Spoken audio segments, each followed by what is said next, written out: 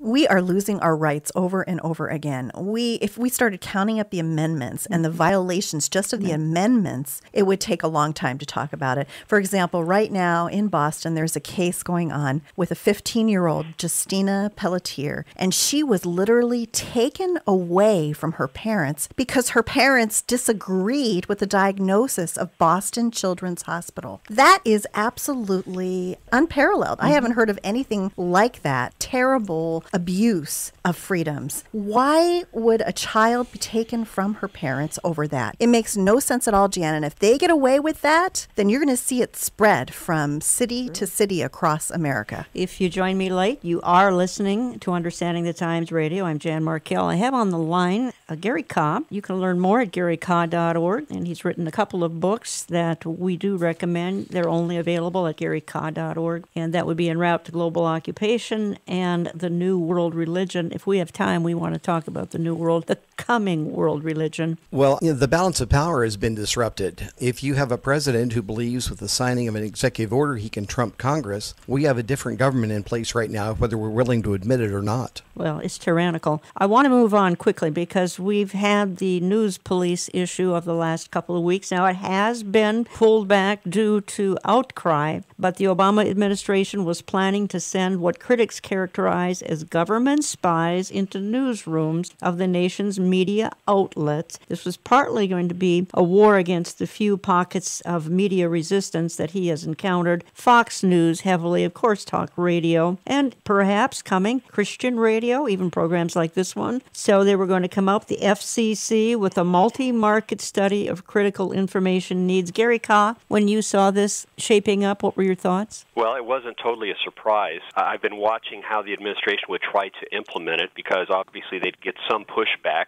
and so it's been delayed, but it does show the intent. The intent is there. And if the administration gets its way, eventually the FCC would come into newsrooms and talk radio, and among the things they'd try to uncover is the process by which stories are selected, how off stations cover, quote, critical information needs, also the media outlets' perceived station bias and perceived responsiveness to underserved populations. Those are some of the things they'd be looking at. And I'm thinking, okay, if we have freedom of the press, what business is it of the government to look into these matters?